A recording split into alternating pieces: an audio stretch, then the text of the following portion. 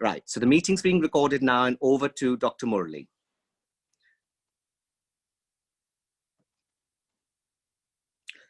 Dr. Murli, you're on mute. Hi, Adi, can you hear me and can you see my screen now? Okay, fantastic. So thank you so much for the warm introduction, and thank you for starting off this NEESAMA webinar series. It is indeed an honor for me to give the first talk as a part of this NEESAMA webinar series. So I think I'm putting myself into the history books as well with this talk. So thank you. And yeah, I'll try and finish in 20 minutes time, the time that has been allotted to me. And yeah, and like you said, we'll take questions at the end. So very good afternoon to all of you from India. And yeah, with these few words, I'll go on with the presentation. So I've made my slides to talk about mental health service provision in India during the times of COVID-19.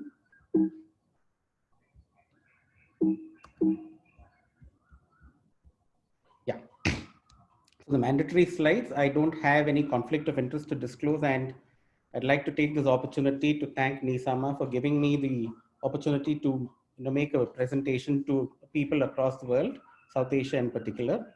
So this is how the format of my presentation will be. So setting the context. So outlining the pre-existing problem in terms of mental health, what happened after COVID-19 came into the picture, the impact on mental health service provision, and then what did that prompt us to do. So I'm just calling it necessity is the mother of reinvention.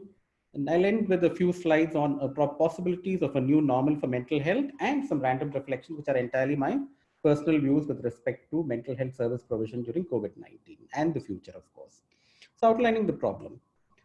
So the National Mental Health Survey that was conducted by NIMHANS in the year 2015 and 16 outlined that psychiatric morbidity is there in about 10.8% of the Indian population.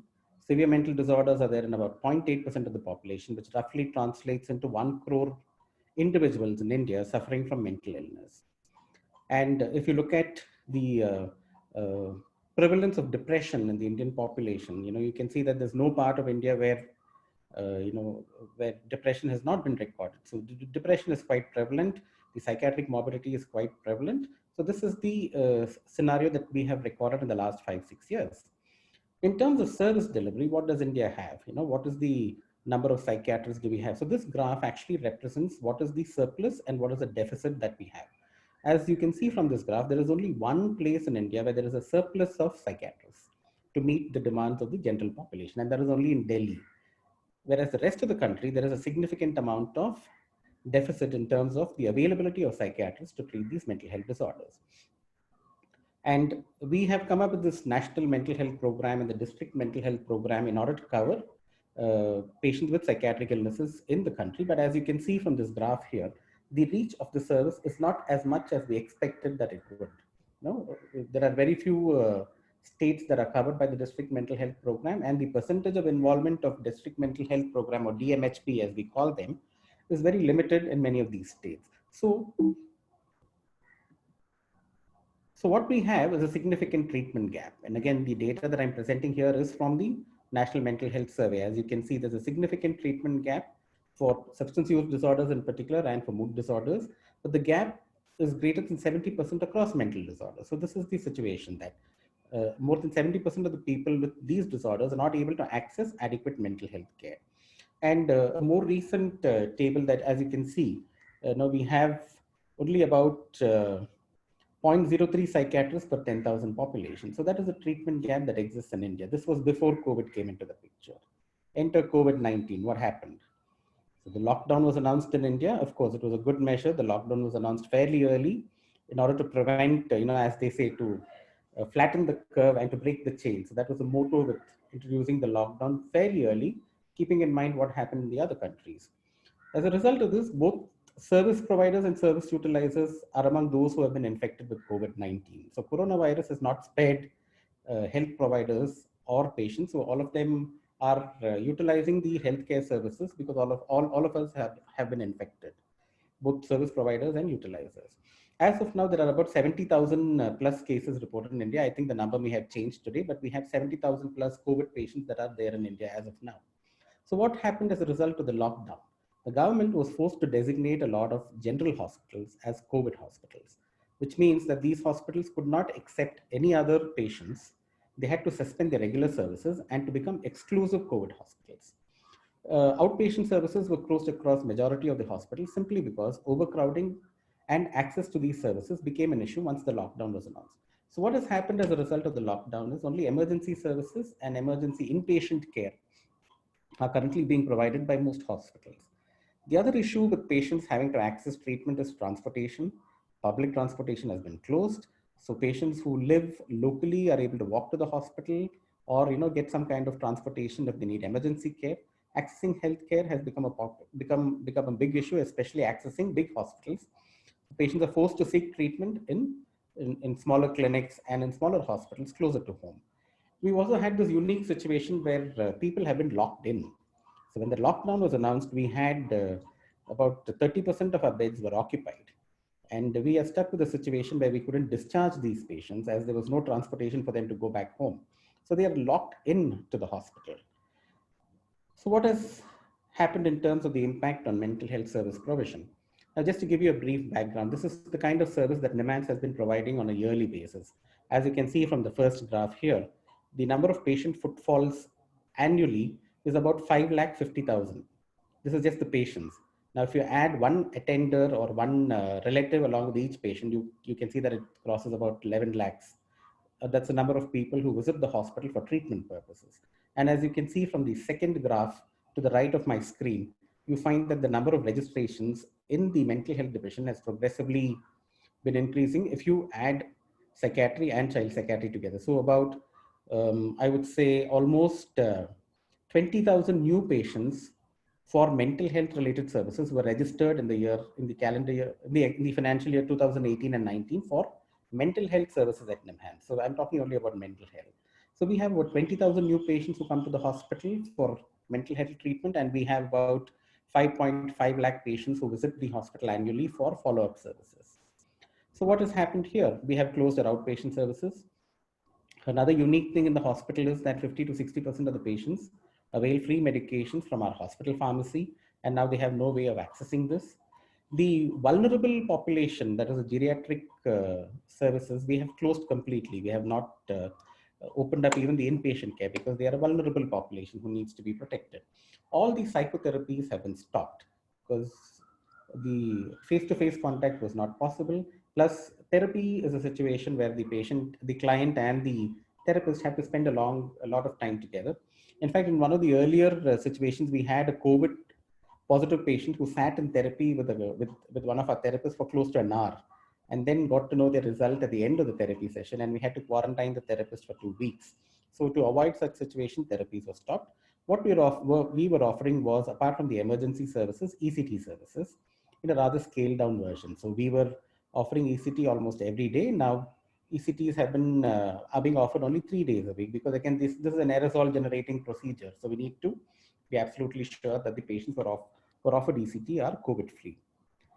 What has happened in the other hospitals? I've just enumerated some of the major hospitals across the country where mental health care is also provided.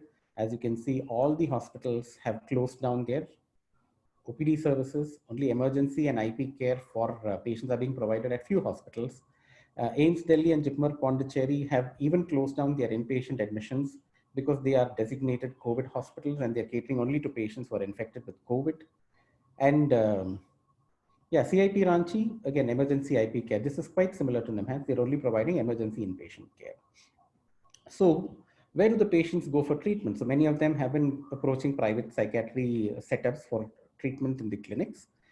We have been able to refer some patients to the DMHP clinics, that's the district mental health program clinics, wherever it was possible to help them get whatever mental health care was possible.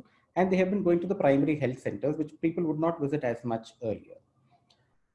What are the newer problems that we're facing? One, the treatment gap has widened.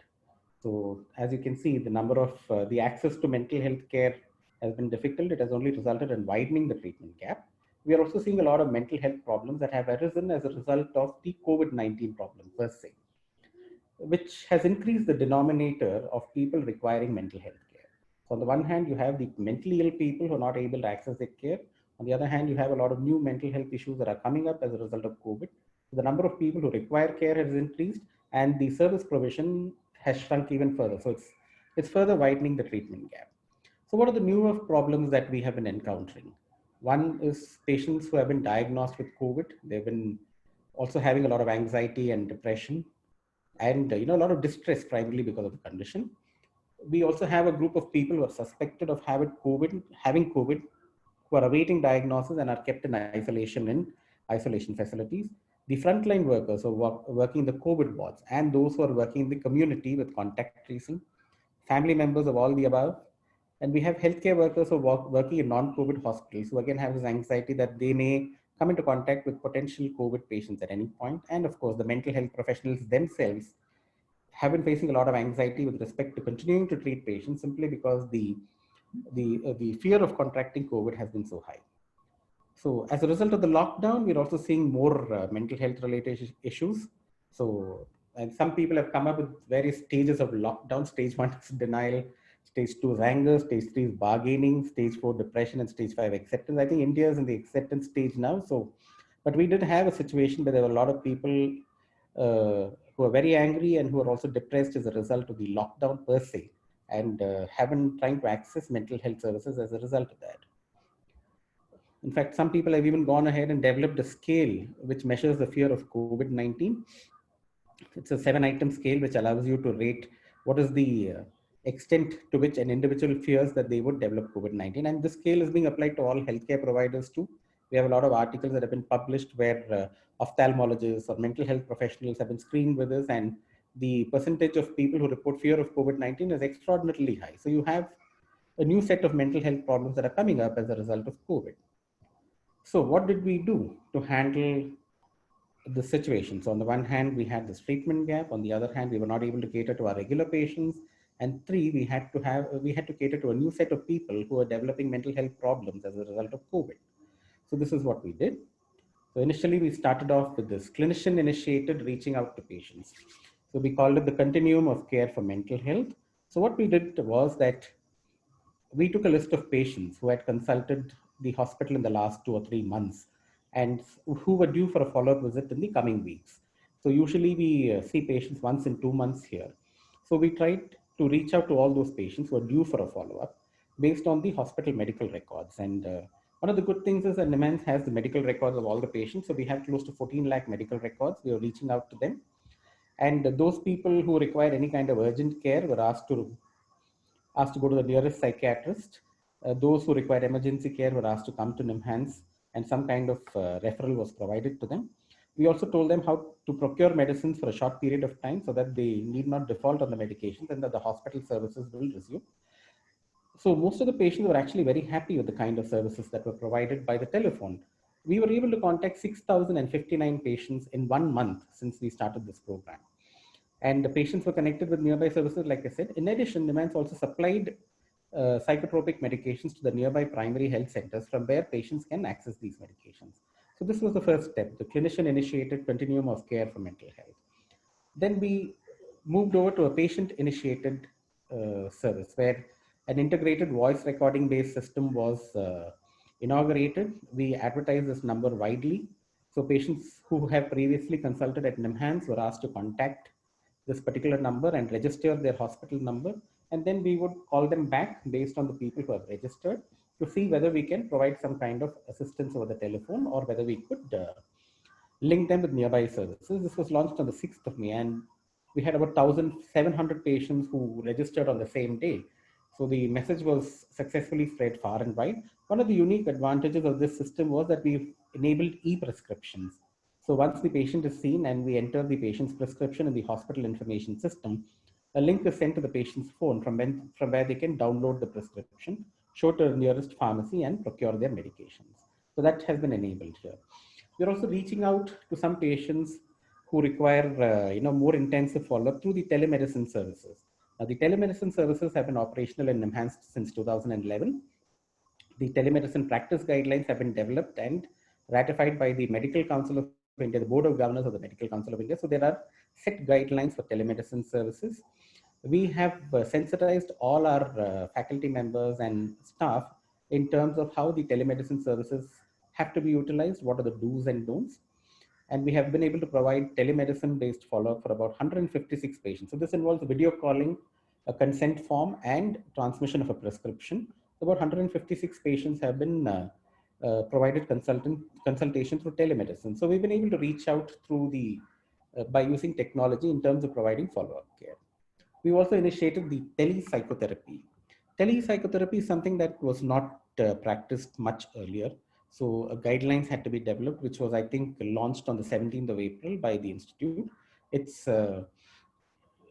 it is again for patients who were previously in therapy, but for whom therapy had to be stopped because of the lockdown and related restrictions. So about 700 patients who were already in therapy were contacted. About 57 of them were contactable for whatever reasons. We don't know why the other, say close to 40% were not contactable. 3% of them refused telepsychotherapy, saying that they would prefer in-person consultation. So there's about 21 patients have said they don't want telepsychotherapy. Till date, about 750 sessions of psychotherapy have been delivered using telemedicine-based services. The other thing that we've done, to help out people who've suffered as a result of COVID-19 and mental health problems associated with it, we've launched the national helpline where people with COVID or fear of COVID or any other distress related to COVID can call NEMHANS, and NEMHANS tries to provide some kind of telephonic assistance to them. As you can see from the graph here, almost 2 lakh people have called up and registered with this service, and we've been able to return a fair number of calls. But let me point out that the concerns here are not so much mental health, but they are more general concerns in terms of what happens to me if I get COVID. Will I pass the infection to my family? How do I get food? How do I get medicines for my family? So there are a lot of general concerns too, apart from distress and anxiety related to COVID. So we've also been, we've initiated a service wherein we call up a patient. This is in association with the government of Karnataka, where patients who are suspected of COVID and are hospitalized in isolation centers are contacted and provided some kind of psychological first aid so that they stay in the hospital while they are awaiting treatment for COVID or confirmation of COVID can be made less distressing. I think about 741 patients have been contacted so far through this mechanism. The interventions for COVID confirmed patients are also being provided by the mental health divisions of other hospitals and the district hospitals. So NEMHANS is also one of the cogs in the wheel providing mental health care for patients who are suspected to have COVID infection. Again, based on the directive from the government of India, NEMHANS has been asked to provide mental health care or psychological first aid to migrants who have been stranded in different parts of the country because of the lockdown and are unable to have a livelihood or travel back to their hometowns. So the teams from NEMHANS have reached out to places where the migrants are staying. They could be construction sites or shelter homes, and about 1,600 people have been covered as a part of this program. Most of them were given education about COVID-19 and what it means and what the lockdown implies and when the situation is likely to improve. And some psychological distress that people had were also addressed as a part of this outreach program. And reaching out to the actual frontline workers. Now we know that the doctors, we call the doctors and nurses as frontline workers, but we have another group of people who are in the frontline. That's the police, who are ensuring that the lockdown is in place and people who are in these so-called red zones don't move out and don't infect other people. So the lockdown had to be implemented. The police were working in the front line. So a lot of video conferencing based programs were done for the police, including stress management techniques. So we've also covered the Indo-Tibetan border police as a part of this reaching out program of NEMHANS. The staff well-being, again, we had to take care of our staff too, because these are distressing times for all of us. So sharing of information was very, very crucial in order to ensure that misinformation doesn't get transmitted, thanks to WhatsApp. So one of the things that we had to do was to pay attention to the needs and anxiety, and the staff had to be assured that they will be taken care of based on the different policies that the hospital made, both in terms of the personal protective equipment, the use of masks, as well as quarantining facilities in case one of our staff were to get infected. Of course, let me remind all of you that this has been a very dynamic kind of situation. Their concerns keep changing over time. Initially, the concerns were that we don't have adequate masks. Then we were able to arrange sufficient number of masks, then PPEs. Then the issue was that we're not testing adequately. So all these have been addressed. So now the concern is, what if we've tested, but the patient or somebody else is false negative? So we're trying to address the concerns that they have. At the end of the day, the staff have to be reassured if we have to run our services. I think some of them have also been bringing out some bulletins for the students who are staying in the hostel to give them a list of things that they can do while they are in isolation. And of course, the hospital has been bringing out bulletins every week just to update the staff and students about the various measures that have been taken by the hospital to ensure that we are COVID prepared. So this has been happening every week.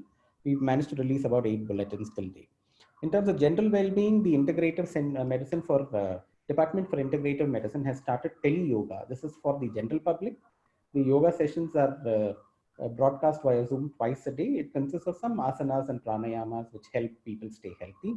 So home-based tele-yoga has also been started by by NIMHANS. So in terms of capacity building, of course, we've been at the forefront, and the Department of Psychiatry has brought out the guidelines in general medical and specialized mental health settings in terms of COVID-19 pandemic, how the hospital should be prepared, what kind of psychological aid has to be provided. So this was launched sometime in on April 17th. And the chapters have been written by the different faculty members of NIMHANS, including things like what are the common psychological disturbances that one would anticipate post-COVID, mental health assessment of COVID-19 patient in a hospital and in a community care setting, what are the issues associated with quarantine. These are just a few chapters. So the book has about 20 chapters. In addition, about 250 plus webinars have been conducted by the NIMHANS and Digital Academy on various aspects of mental health related to COVID-19. And NIMHANS has also been actively involved in policy making with the various regulatory bodies, including WHO, ICMR, UNICEF, and Ministry of Health and Family Welfare. In fact, I think Dr. Shekhar Sheshadri's videos on helping children during COVID-19 is something that is there on the Ministry of Health and Family Welfare website for download and use by mental health service providers. So why did I call it reinvention or rediscovery, if that would be a better word? Because we've always had these resources. It's just that we never thought of using them. We've had telephones, we've had patient contact numbers, but we never used it. Community outreach was largely neglected because we were somehow okay with patients coming to the hospital and receiving their treatment. But when that was no longer possible, we had to reach out and rely a little bit more on community outreach than what we have done all these years. Technology, though available, was underutilized, and it has also helped us expand the scope of capacity building. So we've been able to do more in the last 1 month due to the lockdown than what we have done otherwise. So it's opening our eyes to the things that, the utility of technology that is already available at NIMHANS. Of course, we've been so focused on treating the severe mental health and related problems that we've probably not paid as much attention to the other common mental disorders and other issues that are there. So this is a time when COVID has actually helped us see that, okay, there are a whole lot of other problems that NIMHANS has to reach out to.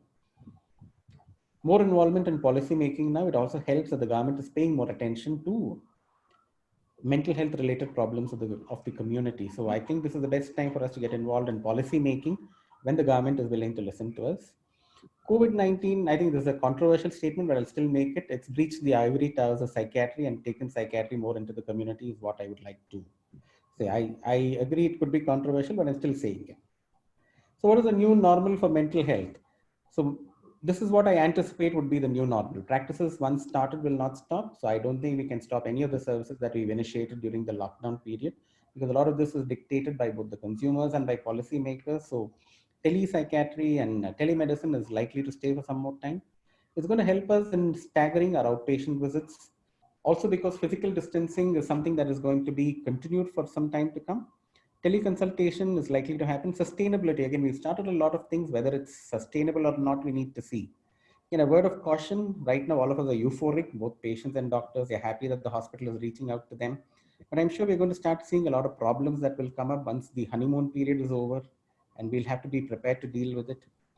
Decentralizing mental health provision has to be the new normal. We can't provide mental health care from only specialized centers. We need to increase the capacity of the people across the country to treat mental health problems. And like I said, we can't miss the forest for the trees anymore. Something that I anticipate, though this could entirely be my own viewpoint, but in surgery, in general surgery, there are a lot of bedless hospitals that are being established. Maybe bedless hospitals will be the new wave for mental health too, where you house patients. So bedless means that patients are not allowed to stay overnight. They can come in the morning, stay till evening. It's like a daycare bed, and then they go back in the evening. I guess psychiatry will also have to start moving more towards a bedless hospital system, especially if we are talking about decentralizing mental health services. Last few slides on random reflections. These are entirely my opinion and not meant to create any controversy, and probably also to be taken in a lighter vein. But this is what I felt. So COVID-19 has made us very clueless, and all of us have been looking for leadership in terms of how mental health service can be provided. The leadership, again, it's been difficult because nobody has worked in the middle of a pandemic earlier. So I think some people are taking leadership, and it's important for all of us to rally behind people who are taking the leadership, and also, as far as possible, to provide leadership in terms of mental health service provision. We've seen a paradigm shift, to borrow Dr. Shekhar Sheshadri's favorite phrase. We've seen a paradigm shift in that we've gone from consignment to the insane to confinement to the psychiatrist. The psychiatrist is locked up now. The patient is free in the community, and we need to find a way of reaching out to them and treating them. I've seen a great increase in empathy and altruism in the general population, especially during the period of lockdown. You see people reaching out, giving food, giving provisions, giving all kinds of help and first aid to the people who are less fortunate. Now, whether it's just a phase and whether this will last once the lockdown is lifted is something that we have to wait and see. But it's a good change that COVID has brought about. The concept has personal space has gone from being abstract to more concrete now. You need your personal space apart from the fact that you need the next person to stay 3 feet away from you. So the concept of physical distancing is something that is going to stay for some more time. So personal space is actually a reality now. It has to be people have to be actually physically separated from each other. And I think we're going to keep hearing this buzzword for some more time, at least for the next 5 years. We're going to keep referring to what is the new normal for mental health. So I think with these few words, I think I come to the end of my presentation. Thank you so much for your attention and stay safe. And of course, this photograph was taken when social distancing was not something that we were familiar with. Thank you so much for your attention.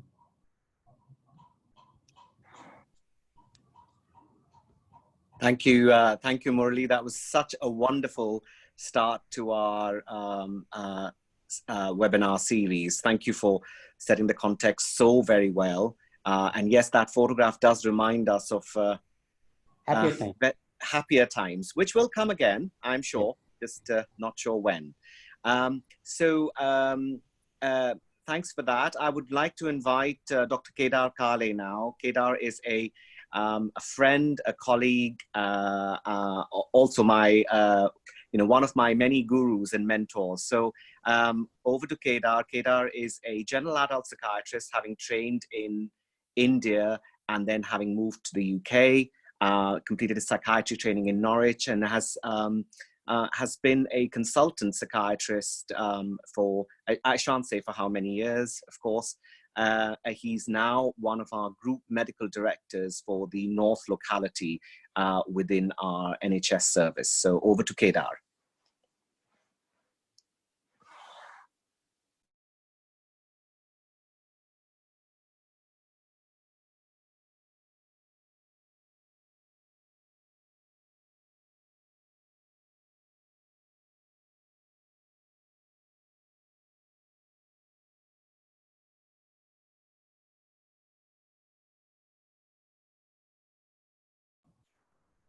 You have to unmute your mic, Kedar.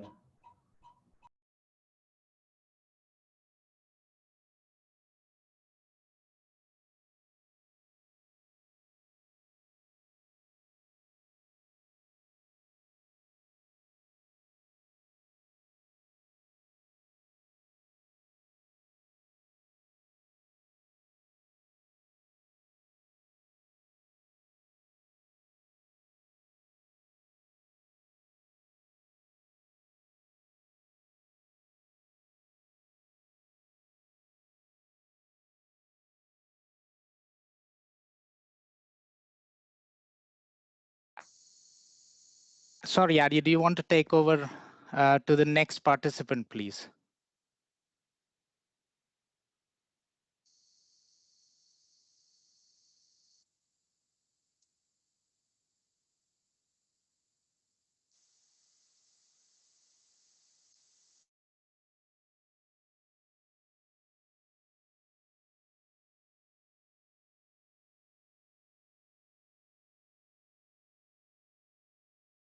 Hi, sorry, Kedar, are you trying to do screen sharing? We'll just wait till you see if it's working before I move over to introducing Dr. Kunwar. Let's just give it a couple of minutes.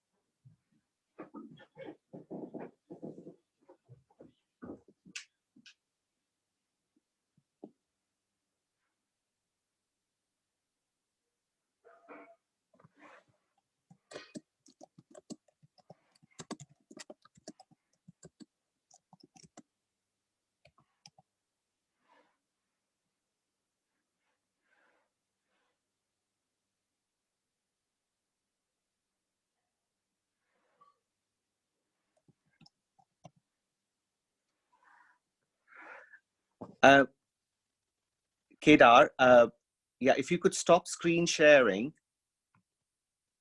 and yeah, perfect. Thank you. So yeah, I'll introduce Dr. Kunwar, who I hope will gladly fill in while we have technological issues to resolve. Dr. Arun Kunwar is the first child and adolescent psychiatrist in the whole of Nepal, and probably one of two at the moment, having done his child psychiatry fellowship at SUNY in New York, and having come back to establish child psychiatry services within Nepal, and hopefully we'll get. I know of some of the stellar work that's been going on in Nepal, led by Dr. Kunwar. So over to Arun. Thank you so much. Hello, everyone. Thanks, Adi. All NEESAMA team. Today, it is. I was talking to Adi and the team yesterday, and how the mental health changes every day. So yesterday, we hadn't had major cases, and we had about 100 cases, 100 semi cases, 150 cases, and suddenly we have 219 cases. So situation changes so rapid, and you can see till yesterday, people were talking about maybe we should open up and we should start relaxing this lockdown. Are suddenly no, we can't open up anymore. We have to extend the lockdown further. So when this COVID situation started, we all felt that, as most of the third world country, that we all are immune to what was happening in most of the Western countries. So when the lockdown started, about almost, it's been like 7 weeks now, and it happened very suddenly. So government had a meeting today, and when the lockdown started in India, they suddenly decided that we should close down in Nepal too. At that time, we did not have even a single case. So it all caught us by surprise. Luckily, our department, we have been running child mental health hotline for last couple of years. So it was easy for us to rightly switch on to the telephone hotline, and we started sending messages to our clients that if they have any emergency, any other problem, they could contact us. Throughout this lockdown, some of the hospitals have closed down their outpatient, but most of the hospitals have reduced their staff, and outpatients have been open. So, as the time went by, we have moved on also to providing direct tele-video consultations to the patients. And one of the things me and a lot of other psychiatrists started getting called was how to get a refills for medication. This last year, the government has really clamped down on prescriptions, especially controlled substance prescriptions, and the pharmacies are not giving medication easily, especially psychiatry medication, to the general population. So we, along with the Psychiatrist Association of Nepal, we talked to the government and also with the DDA, Department of Drug Enforcement, and we have made it in a way that all old patients, if they have old prescription, it can be automatically refilled without being to be seen by a doctor and re-prescribed again. So that took us very early. And we also activated the mental health cluster. So the government of Nepal Ministry of Health has activated the mental health cluster. And the main thing the cluster does is make sure that there are a lot of mental health players and they are not repeating what each other are doing. And in the first meeting of the cluster, I have been in this cluster when there was an earthquake in 2015, and I was quite surprised by the unpreparedness of the government in general. After this massive earthquake, I was hoping that they already have a blueprint on, what needs to be done, how hotlines needs to be conducted, if the patient can't come in, what they can do, provision for medication. But the government was totally unprepared. And when this cluster meeting started, they were asking for suggestions on how to take it forward. So especially, country like Nepal, the government resources are very limited, but a lot of people have come forward, and a lot of agencies, NGOs, INGOs have stepped up. So one of the things we are actively doing is the hospital I work, by the time it was a week, the director of the hospital, it's a children's hospital, called me and said, some of the staffs are crying and they don't want to go home.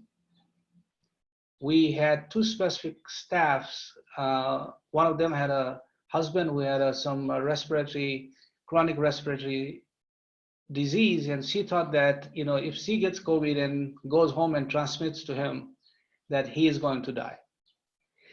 So from the second week onward, we also started this hospital-wide, self-care, stress management, and there is, and at the same time, this fear started that everyone wanted a PPE. Nobody wanted to see a patient without a PPE. So, working with the hospital and making a protocol on, who really needs PPE, and then how to manage general stress of all the healthcare workers. So Psychiatry Association of Nepal, and we have worked with the Nepal Medical Association, and now we have developed this self-care, self-help, and stress management modules that we are conducting to most of the hospitals. So people are still quite stressed, and I was in one of the pharmacy today, and the pharmacy that was running normally in the hospital yesterday, I saw the pharmacist today with the full body suit. So when the cases starts going up, there is more anxiety and more stress. One other surprising, I don't think it's a surprising fact, is Nepal has one of the highest suicide rate in the world. We have anywhere between 13 to 15 people committing suicide every day. And in this last month, the police releases monthly data on how many people committed suicide. So the number of death has not changed. So number of people who committed suicide is about the same when everything else was going on. What that is telling us is, the real stress and the people who have mental health issues are still going through these issues, and people are not able to access mental health as easily. Government has relaxed rules and now have asked all outpatient services to resume. So at present, most of the psychiatry services are open throughout the country. There are psychiatrists who have volunteered their telephone number publicly, and Psychiatry Association of Nepal has also collaborated with one of the two. There are only two major cell phone companies in Nepal. So the NCell is the biggest cell phone company, and they have collaborated with them. And there are 28 psychiatrists on call. And what the telephone company did was they basically SMS the hotline number to all their clients. And the first day, all the 28 telephone kept ringing all the time. So it got so much out of control, and a lot of people were really stressed, anxious, and also a lot of like Murli said earlier, there were a lot of general question about the COVID in general. Like people wanted to know what happens, if they get COVID or family gets COVID. With the children, one of the things we have seen, we have had a couple of families that we are working, providing psychotherapy through tele is the parents as well as children. Because initially the children came in with a fear that they may die, their family may die. But what we are seeing is it's not the only children, it's the whole family. The parents are worried that if I die, what will happen to my children? And children are worried what will happen to our family. We have had a couple of cases where kids are constantly washing their hands with the fear that they may get COVID, and it's almost at the OCD level. So we have seen overall number of decreasing, number of OPD cases are less, but we are seeing a lot more online consultation, telephone calls, and we have also been engaging with different schools, because one of the things school have started doing is doing Zoom classes. And when the Zoom classes started, one of the biggest stress was not the student, it was teachers.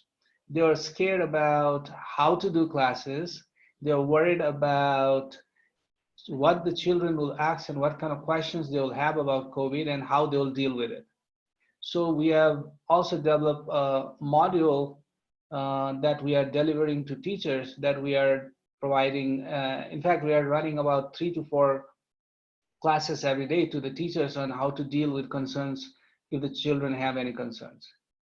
And we are also aligning with UNICEF, WHO, and there are other NGOs on developing manual on, it's basically, basic psychosocial support to children when they go back to school. I think, when the school will open, it is a matter of time, it will open, maybe 2 months, 3 months, 4 months. But I think we will see significant amount of stress, distress, where the children want to really go back to school. And there are a lot of concern about parents who don't want to send their children to school anymore. So, we are also working on developing these manuals, and the plan is we will train through Zoom, significant number of teachers, parents, counselors all over the country. So when the school will open, they'll be able to get to the school and start working with them. One of the other biggest divide we have seen is have and have nots. So there are good schools, cities where they have good internet access, good access to the Zoom. They're running Zoom classes, they're doing video consultation, they know how to access services, they know where to get medicine. Versus rural population where they don't have digital access as easy. So, there is really a big concern about how to get a hold of those people. We do have, we have been implementing mental health gap, the WHO model. We have implemented in about 24 districts of Nepal, and so every community supposed to have some health worker who's been trained on MS-GAP and knows how to deal with the basic psychosocial support and at least providing continuity to the medication. So we are trying to activate those workers, but it's a problem of transport, problem of people getting from one place to another, even accessing medication. So there is already some scarcity of some medicine because a lot of our medicine come from India. So this is evolving as the situation goes and the time goes by. But I think in Nepal, like I said, in child psychiatry we are two, and there's one. Our unit is the only child psychiatry unit in the country. So we have a team of 10 people, and we are very thankful to NEESAMA and Saker. We have started a collaboration where, we are training more child psychiatrists in NEESAMA. So hopefully, we have one other candidate who's coming back in July. We have one other guy who's getting trained. So, it's going to be, hopefully in a couple of years, we'll have our own child psychiatry. So in Nepal, there are about actively practicing 150 psychiatrists, and out of we have about close to 30 million population. So service has always been difficult. The big cities have surpluses of psychiatrists, and anywhere you go outside the big cities, whether it's 20 miles outside the city, you would not have access to psychiatry. So out of all these bad things, the good thing started is now, I've been practicing telemedicine since 2000. And I've been telling our community here that you can do it easily. It's not difficult. And everyone was so skeptical about it. Now, all the psychiatrists I know in Nepal are engaging in some form of telepsych. So I think, with all this bad, stressful COVID situation, there are more opportunities and more avenues. And I think, this will definitely help to bridge gap services to the rural part of the community where, the telemedicine will be an acceptable practice. So, it is difficult, but I'm hopeful. And also what has happened with the COVID is it has really highlighted the issue of mental health. So, everyone is at home, locked down, everyone is stressed, everyone is talking about stress. They're talking about children, stress in children. In fact, I get at least 2 to 3 TV, radio, FM interviews. People are asking what to do with the children, how do we manage them?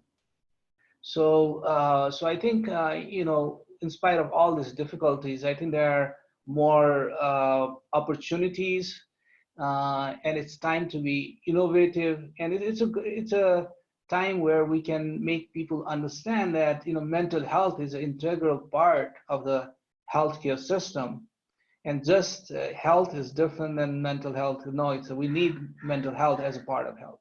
So I think that has taken a hold, and we are hopeful that it'll continue to grow.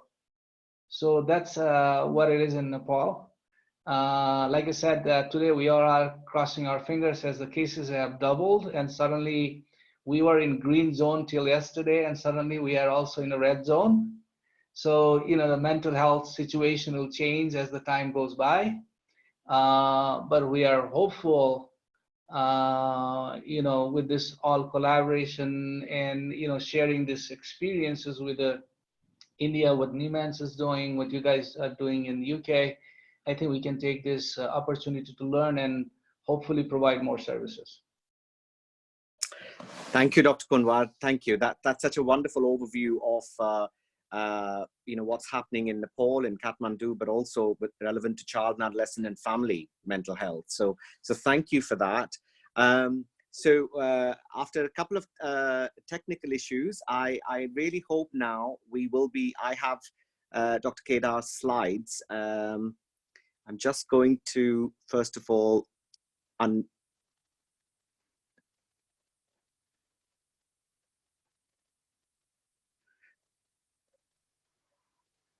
so I've unmuted Dr. Kedar, and Can you hear me, Adi? Yeah, can hear you very well. Okay, good. That's a start.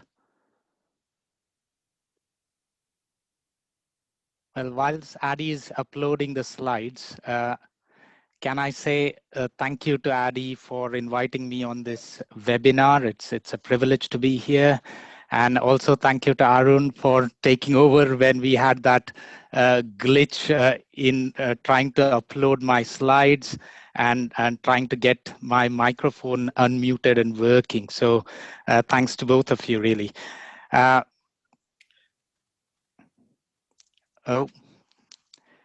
Could you see the slides? Sorry. We did initially, yes. Okay, right. Can you see them now? Yes, we can. Perfect. Thanks, Adi. Oh. So I know we've both the previous speakers have spoken about telepsychiatry, telemedicine and things, and we have a similar kind of story within the Northeast as well. I'm going to provide mainly the CNTW view of managing mental health services during this crisis.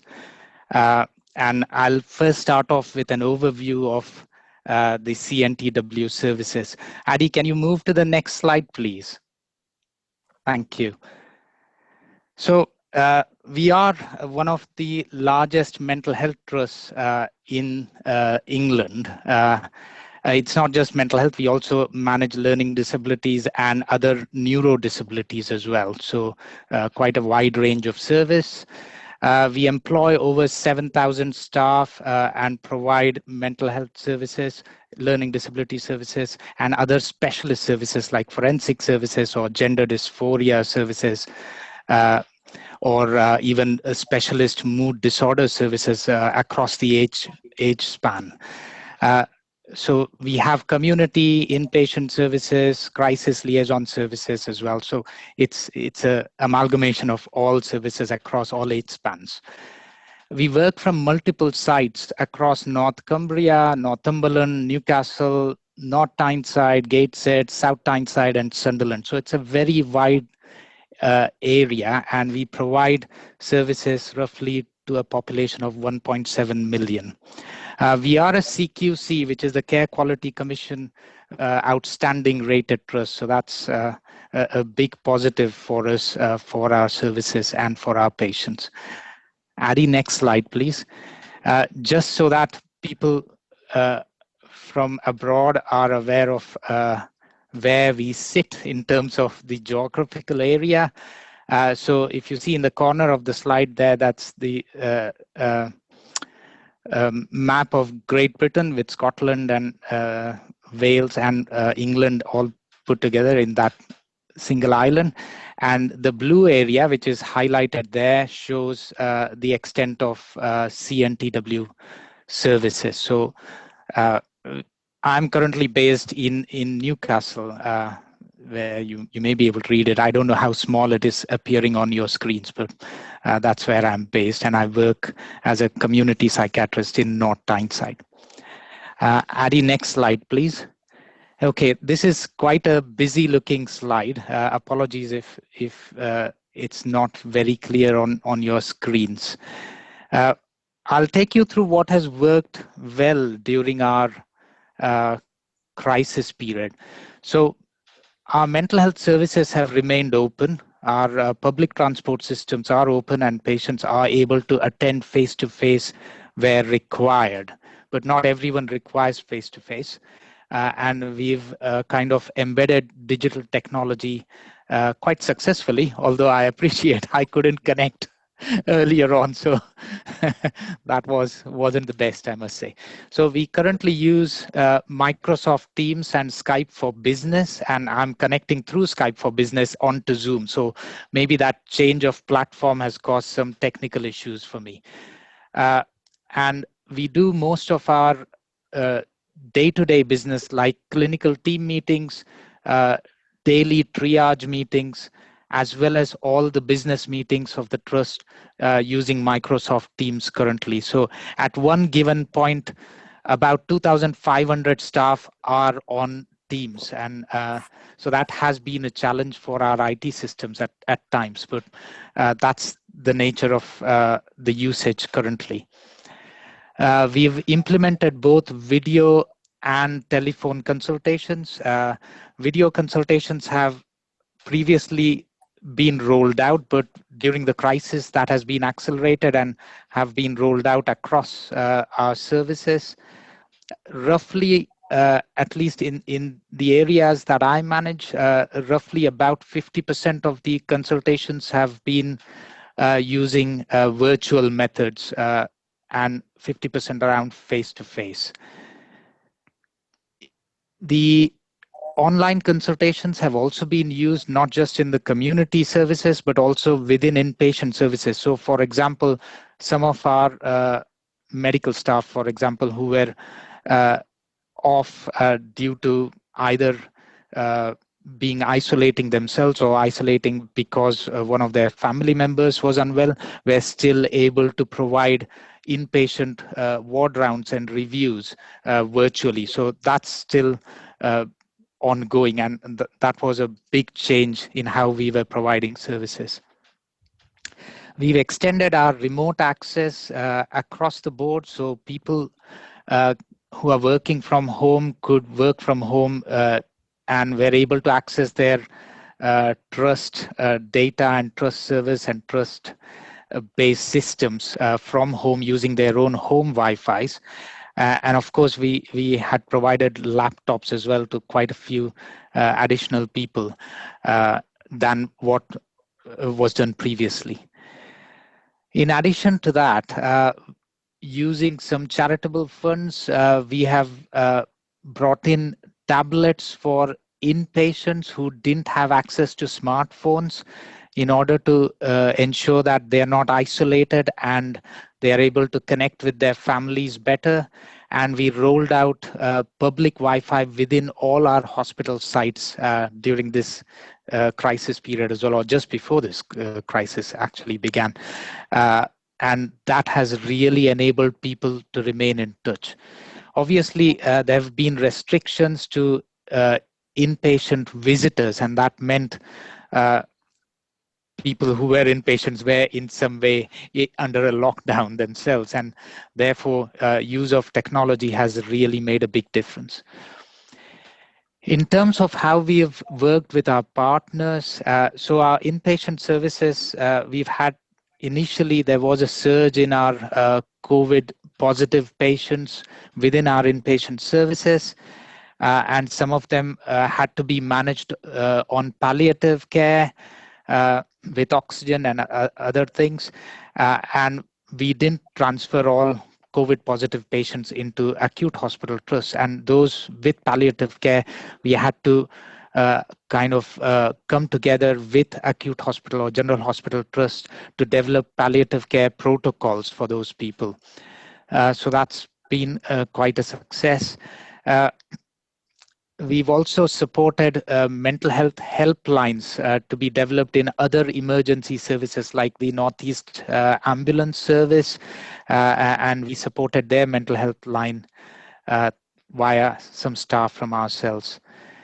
We've strengthened our partnerships with primary care, that's with GPs, to make sure that we pick up on some of the physical health care aspects of some of our patients who would have normally gone to GPs for their, say, blood tests and things like that. So that part has been picked up. We've also developed jointly with our social care colleagues and our commissioners packages of care for learning disability services, and how we provided those packages and arranged for community support for people with learning disabilities. With regards to addiction services, as you know, we have the harm reduction protocols in place, and therefore had supervised medication for lots of patients, and they used to come and do a daily supervised medication, or some of them were on daily pickups of methadone or buprenorphine and things like that. However, given the current situation, we were unable to provide those supervised medication through community pharmacies, and therefore quite a few of them who were isolating themselves had to have home delivered medication. So we had to arrange packages lockable boxes to carry methadone and things like that in a safe manner to people's homes. So that's been quite something. And some of them have had weekly dispensing. So this is something we are going to assess further and will require further evaluation in terms of whether we can hand back that responsibility to those patients, and rather than offering supervised medication on a daily basis, could we continue this in the future with weekly dispensing? So that's something we'll have to check out in the future. In terms of staff, obviously staff have been quite anxious and have required a lot of support. And we've developed something called chill out rooms for staff to attend physically with physical distancing and have a chat with one of our counselors or psychologists there, just to have a break from their day-to-day routines. We also have virtual chill out rooms for staff to virtually connect using Microsoft Teams or Skype for Business, and that's worked well as well. We are offering enhanced psychological therapy support, not just to our own staff, but to other staff as well. That's in development. So staff across other services whom we call key workers. And that's an ongoing process, and that's likely to be required even in the future as things ease off a bit. Our senior leadership team has been arranging virtual question and answer sessions, at least on a weekly basis. I've myself been offering twice weekly question answer sessions and update sessions for all our medical staff as well. So that appears to be working well in allaying anxieties and enables people to ask their questions and get their responses from the senior leadership team. And that also ensures visibility of the leadership team within hospital sites. We have developed enhanced communication, so there's a daily communication to all staff with regards to the updates on COVID-19 in terms of use of PPE, in terms of staff testing, patient testing, what's happening across the trust, how many patients have come back positive, how many are suspected, how many are pending, things like that. All that has been going out in daily emails as well through daily communications, and that's been quite well received. With regards to changes in our emergency pathways, so we had always had a plan to develop a universal crisis team, but this brought that along fairly quickly, and this was accelerated, and we've now got a universal crisis team across all pathways, so children's pathways, adult and older people's pathways. So that's been quite a significant change. The crisis teams have got a high call rate in the last 6 weeks or so. So that's gone up significantly in terms of crisis contacts. We've also set up an mental health emergency department just next to our usual accident and emergency departments to divert patients out of A&E so that they're not in that area where there might be high rates of people with COVID positive coming in.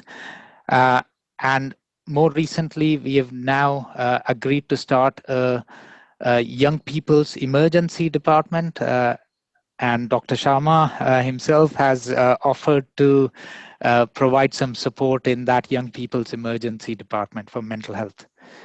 Adi, could you go on to the next slide, please? Thank you.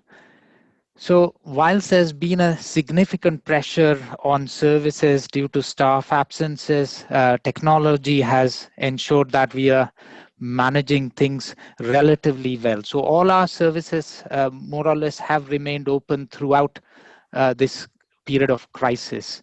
Of course, there have been changes to the way we have delivered them. So for example, in the community, whilst we have remained open, there's been an overall reduction in referrals. In the area that I work, about 20% less referrals overall. However, what we have noticed is the number of contacts with patients has either gone up or has remained the same compared to 6 weeks in the last 6 weeks compared to 6 weeks same time last year in 2019. So that shows that mental health requirements have gone up. Patients are ringing regularly. Patients are also attending their appointments. We've also noticed that with digital technology, the amount of patients not attending has reduced. Therefore, that means they're more able to attend using digital means, and that's a positive which we will take forward as well. One of the areas that we have perhaps not been able to practice well is in the older people's community services, where obviously when people are in the vulnerable group and they're isolating themselves or shielding themselves, they cannot attend outpatient appointments as freely. And with people with dementia, it has not been possible to offer a diagnostic of dementia over the telephone because it was considered ethically inappropriate to do so. So that has gone down, dementia diagnosis rates, and looks like that will pick up once things move on. With regards to inpatient services, so we've had some wards that have been COVID wards within the system, and therefore we've maintained that, and if other COVID patients in that age group came round, they would be transferred to that ward. And in other wards, we have had to do cohorting, wherein we've used some additional bed capacity to isolate patients within wards. As a result of that, some wards have had to cut down total number of beds, very slightly though, or have had to rearrange the wards to provide that isolation of services. With regards to crisis team, of course, that number has gone up with the demand going up. Overall, we anticipate that there's likely to be a surge in demand even afterwards, given that we've had 20%, say, less referrals, or even more in some other areas, and that's going to go up. The areas that we appear to expect a surge are based on what we are seeing now as well. So anxiety has gone up, depression has gone up, bereavement related issues have gone up, isolation and linked to isolation, that issues have gone up. Domestic violence has gone up, alcohol dependency has gone up. So there's certain areas that have really been affected. One of the things that we've noticed among staff as well, this is anecdotal and there's some evaluation ongoing at the moment, is first episode of psychosis has gone up among staff, not necessarily mental health staff, but general hospital staff. And that's currently under review. So these are the areas that are likely to affect us in the future as well. And that's what we will be exploring in the future. Adi, next slide, please. Okay, how would we be managing this future demand? Obviously, we've maintained our services as much as possible. So hopefully that will help us manage the future demand. But embedding of digital technologies appears to be one of the key areas that we will be taking forward to ensure any increase in demand is managed successfully. For that, we are going to require some additional leadership roles within our system and within our partnerships as well. And I think unless mental health takes on that leadership role and ensures that adequate funding is available to them, we may not be able to satisfy the needs of our patients successfully in the future. So that's something we need to watch out for. We are actively engaged with all our partners, and even now we have Teams meetings across the pathways. So with our commissioners, with our social care colleagues, with our general hospital colleagues, so across the board. We have obviously got enhanced urgent and emergency care now set up, and hopefully that will enable us to manage future demand as well. Adi, next slide, please. Apologies, this also appears like a very busy slide here. So with the focus on the future, what are the things that we need to focus on? We are going to have to make sure that the socially deprived patients are proactively engaged, because there appears to be a link with increase in COVID symptomatology being observed among socially deprived population.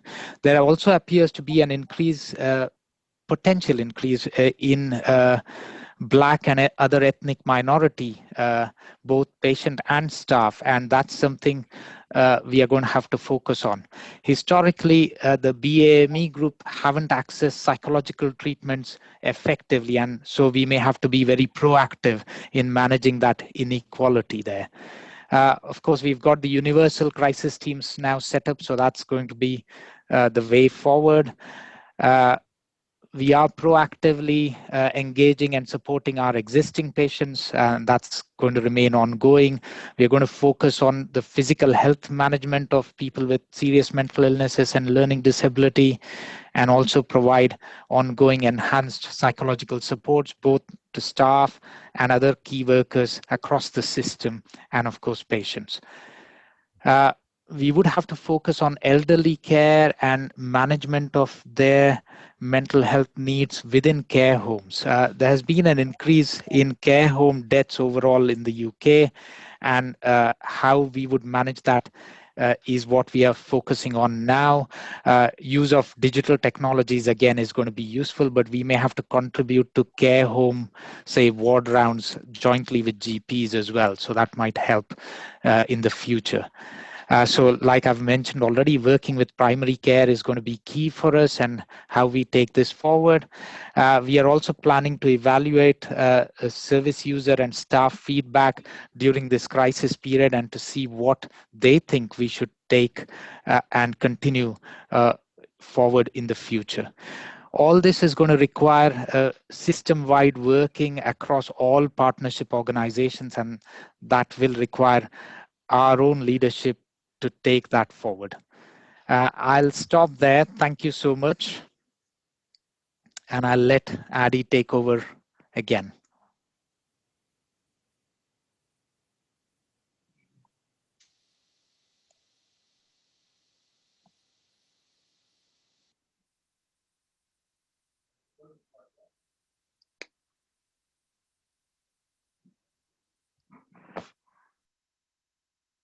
Thanks, Kedar. Thank you so much. Apologies for the technological issues to everybody.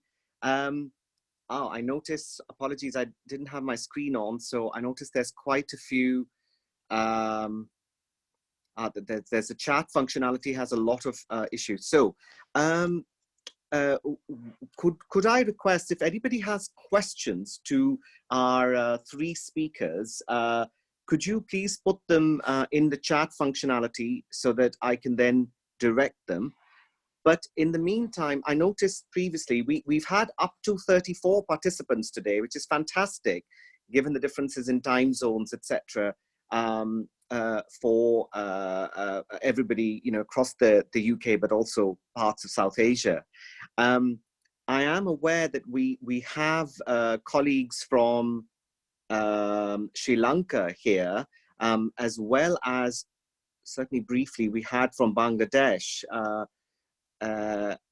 And I wondered, whilst people are deliberating on questions, whether I could invite Dr. Madhu to just mention how things are in Sri Lanka, and in particular, perhaps mention the work that the Sri Lankan College of Psychiatrists is doing in supporting frontline staff. It was really interesting to hear that yesterday.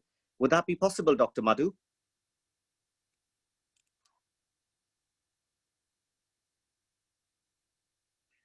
You might be on mute. I'll... Hi, Adi. Do you hear me now? Thank you. Yes, perfect. Thank you very much. So well, I think our situation has been similar to Nimhan's. And was there a particular question you wanted to ask me? Yes, Adi, apologies. It was very interesting yesterday at our NEESAMA catch-up to hear from you about the work that the College of Psychiatrists in Sri Lanka was planning in supporting other healthcare workers.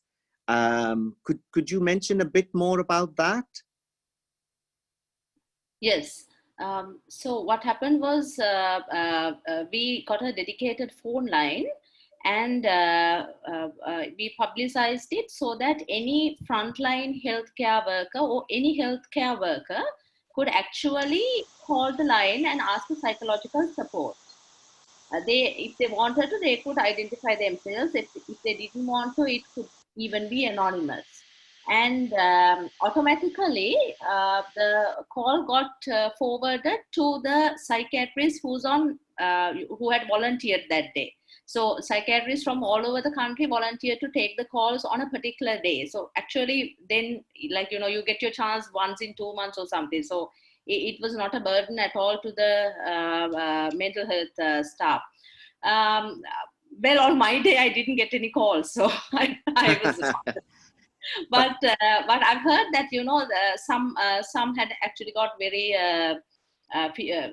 quite a few calls, and that they were very happy to take, and it was very interesting how they were able to help frontline staff, especially medical staff who were directly involved in caring for COVID patients, in addition to probably other healthcare staff who, because of the restriction in travel, transportation, also faced psychological issues. So from that, what the lesson learned was that we are talking about extending this to the public, as possibly after some time, not immediately, but as another initiative by the Sri Lanka College of Psychiatrists was they collected all the phone numbers for all the psychiatry units around the country. So for each psychiatry unit, they had one phone number. What we found out was that patients could not get in through the general line because so many people were calling at once to get their medications. So the general lines got, busy, and nobody could, even I couldn't get in through to my hospital at certain times.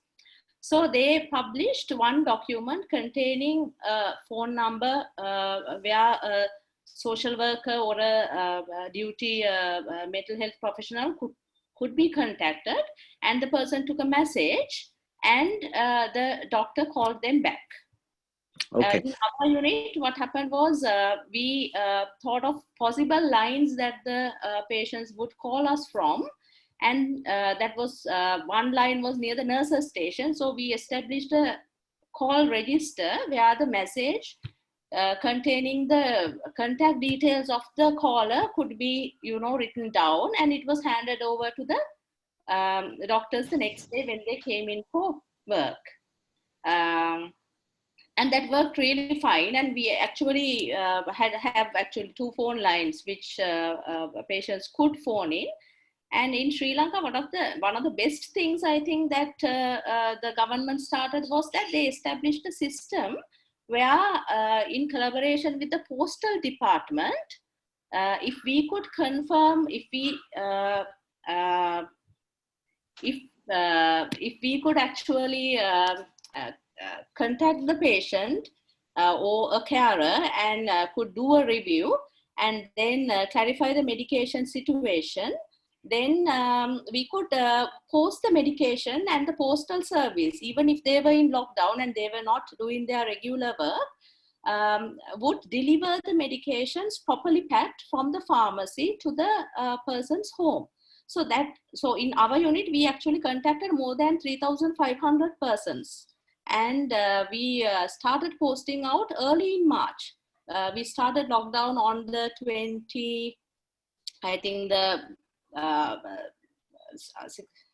20th of March, and we started the next week itself. And from then on, I think it's now almost the second round that we are doing that now. Okay. Thank you. That's great to hear. I mean, I'm sure I speak for, this is probably across our NEESAMA countries, probably maybe the first example of providing support to our, to the acute medical workforce, the nursing teams and intensive care A&E departments, because we know that we have a demand. There's a lot of talk, as Kedar has mentioned, supporting the staff, but certainly in the UK, we're not quite there yet. So perhaps we have a lot to learn from that, from your experience and model. We've got a couple of questions now. I think, Kedar, everybody was very interested. This is perhaps to you. It's come from Lekhanch at Nimhans. and he was wondering if you might be able to elaborate on the acute psychosis-like episodes you alluded to anecdotally, and where does that fit phenomenology-wise? Do you think it's a reactive psychosis or an acute stress reaction? Can you hear me? Yeah, sorry. Now, I haven't seen these patients directly. These were patients who went into the acute hospital. So in the general hospital, so these are general hospital staff who were picked up by the crisis services, so our mental health services. And there were significant numbers with first episode of psychosis, mainly delusional beliefs around the infection. So that's why I said it is more anecdotal. Well, yeah, we've got the numbers, but we don't know whether this is something that has been ongoing across the country, or is it just across one location? And that's what we are trying to evaluate. So I'm afraid I don't have the phenomenology in detail for these patients. Obviously, we've had an increase in relapse of psychosis as well, linked to stress of having to go to work. And I've seen some of those, but those are previously known patients having a relapse rather than first episode psychosis. So apologies, Lekhanch, I can't give you the entire details of those cases. They are being studied now, and hopefully there will be some evaluation coming out of that. Thanks, Thank you. I think, Kedar, sorry, was that somebody just speaking? Was it Lekhanch? Yes, it's me. Hi, I just wanted to thank Kedar. Oh, thanks. Thank you. But I wondered on behalf of Lekhanch and NEESAMA, whether, Kedar, we might invite you in 4 or 5 months' time, once the evaluation is complete, or whenever it is complete, to perhaps share with us what the findings were about the details, etc. It would be of interest to all of us. Yeah, I think that would be useful, I guess, for all of us to be aware of. Yeah, that'll be great. Thank you. Murli, I saw you nodding, particularly when Lekhanch was mentioning about the increase in relapses of patients with established psychoses. Is this a pattern that's been seen in India as well? Yeah, I think if you look at our emergency service utilization, though we are seeing far fewer patients than what we would see otherwise, but the patients who are actually coming to the emergency services are ones who are coming with a relapse of psychosis. A lot of it is because they have not had access to medications. And we are seeing some people who are, say, floridly manic or severely psychotic, who require inpatient treatment and emergency care. And by extension, almost 80 to 90% of the patients who are requiring emergency admission are also requiring ECT for their acute, control. So we are, though the numbers accessing emergency services are less, the ones who are now accessing are actually floridly severely ill and require inpatient care. So numbers are less, but the percentage of people requiring IP is much, much higher than what it was, say, 2 months ago. Okay. Thank you very much, Murli. I just another little clarification for myself, but I'm sure others would be interested. You've mentioned ECT at, these severe cases requiring of either psychotic relapse or manic relapse requiring, to the point that they're requiring ECT. And in your presentation, you also mentioned that NIMHANS was having a scaled down version of ECT. I certainly know from colleagues in a national position that ECT is seen as an aerosol generating procedure, and as a result, it is being scaled down. Could you perhaps mention what's happening at NIMHANS, and then perhaps what strategies? I know that this is something we're going to discuss in our webinar on Friday as well, on difficult to treat depression, but if you wouldn't mind. Right. So I'll not focus on the psychiatry part of it. I'll focus more on the administrative part of the ECT. So what has happened is that instead of giving, so we would give thrice weekly ECT to all patients. So males and females on alternate days. So our male patients would get on Monday, Wednesday, and Friday, and female patients on Tuesday, Thursday, and Saturday. So now we give ECT only 3 days a week. So only Monday, Wednesday, and Friday, or Monday, Thursday, and Saturday, depending on the availability. Now, earlier, everybody who was a trainee at NIMHANS would go to the ECT room as per the roster and administer ECT. Now, ECT is being administered only by a handful of people who are working with the ECT. So we have 2 or 3 ECT nurses, we have the hospital assistants, we have 1 anesthetist and a couple of psychiatrists who administer ECT. All of them get into their PPE kits. So the other thing that we have done, so they wear a full PPE kit while administering ECT. They wear double gloves, take off the outer glove for each patient so that they are adequately protected and they don't transmit the infection from one patient to another. We have made face shields available for all people working in the ECT. Our anesthesia team has also worked with the Indian Institute of Science and developed a kind of intubation glass box, which also is available for use by the ECT team so that the patient, even if they cough or sneeze, they do it within the box and they don't spread the droplets outside. So as a result of this, we the referrals for ECT also have been made a little bit more stringent than what they were earlier. So because it's a handful of people getting exposed to patients. What has also been possible is that since the government has allowed NIMHANS to do COVID testing, we have a virology lab which does that. So we've been able to make use of it to get all patients posted for ECT tested for COVID. They're already screened for COVID prior to admission. We're also getting a COVID RT-PCR test done so that we know the COVID status of the patient before they come into the ECT suite. So that is also there. So we have taken adequate precautions to ensure that the ECT services, that's what I meant, scale down. We're doing it. Thank you. Yeah. Fewer people are administering it, and it's done fewer times in a week than what is done usually. But we're still continuing to offer it for patients who require ECT. Thank you. Thank you so much, because in the UK, there's been a general drive to actually wind down ECT, but we can discuss this more on the webinar on Friday. If I could just take sort of moderator's discretion, Arun, I was just very interested. Certainly, I think for those of us that are working with child and adolescent populations, it was really interesting to hear your description of children and adolescents presenting to your service or parents calling up around this contamination, almost an OCD picture. I wondered, would you be able to share a little bit more about how these children are presenting? Is it actual OCD, or is it, a sort of overvalued idea, or what are your thoughts about that?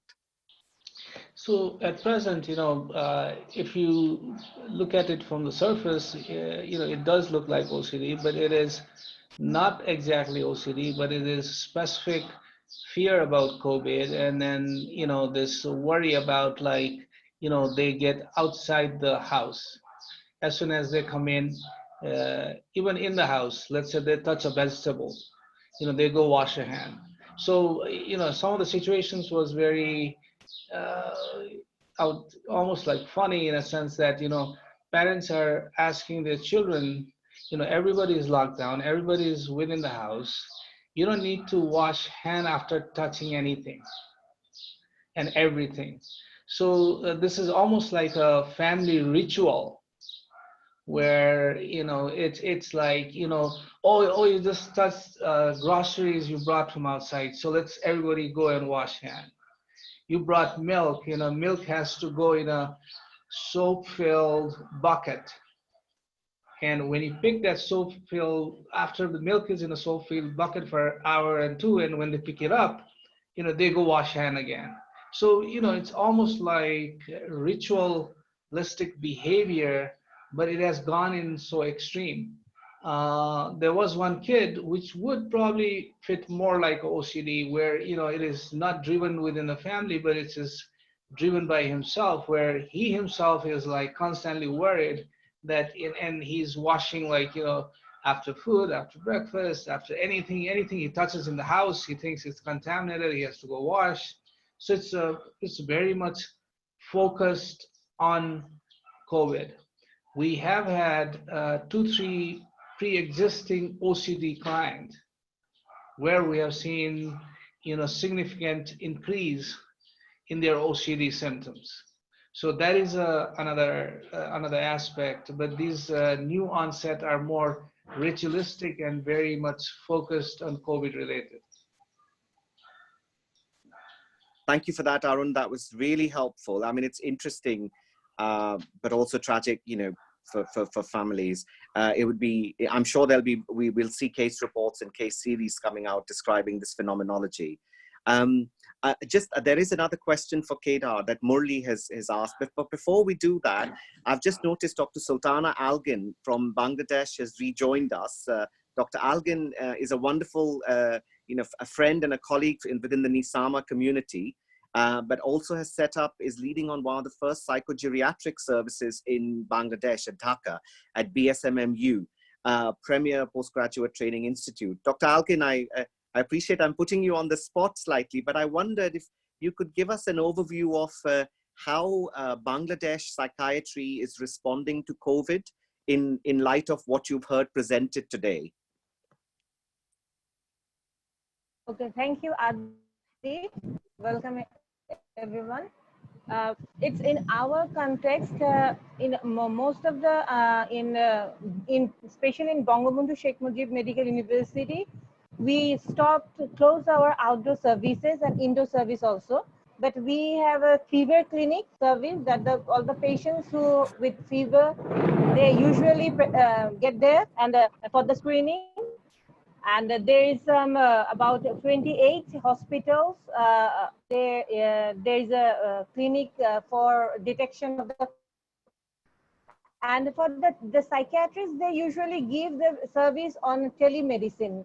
Now, very, very new concept for us in our country. We are giving telemedicine, telepsychiatry service. Just and whatever the person is talking over us, like they want to hear about they're changing the food habit, what they will eat or not, about this type of questions. And the OCD patients here, most of the OCD patients. I also run the OCD clinic in BSMMU, and the OCD patients, they talk about their symptoms, about the diet and contamination. There is also symptom increase about religious obsessions. That is also increased. Because in our culture, they think that the COVID is a curse that is not from virus instead. That is a virus. It's a highly, but it is it comes because it is from the curse. Because we are doing or like that. This feelings is most among the patients. And the OCD symptoms are increased, I think, in our in this situation, because the relatives, the mother, father, or these types of the people are now at a time in their house, they're living at a time. So their confrontations are more between these people, like their mother, or friend, father, or siblings.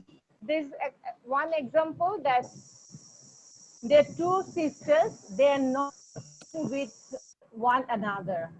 The patient is now very much aggressive, and the younger sister is also,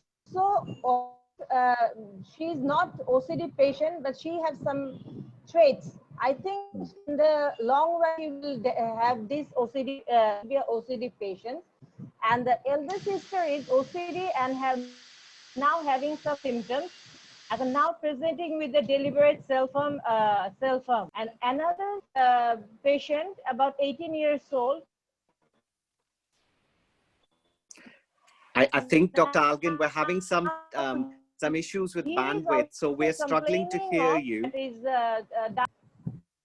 Yeah, Dr. Algin, sorry, it's Adi. We're struggling to hear you, so I think there is some issue with the bandwidth, maybe. Yeah.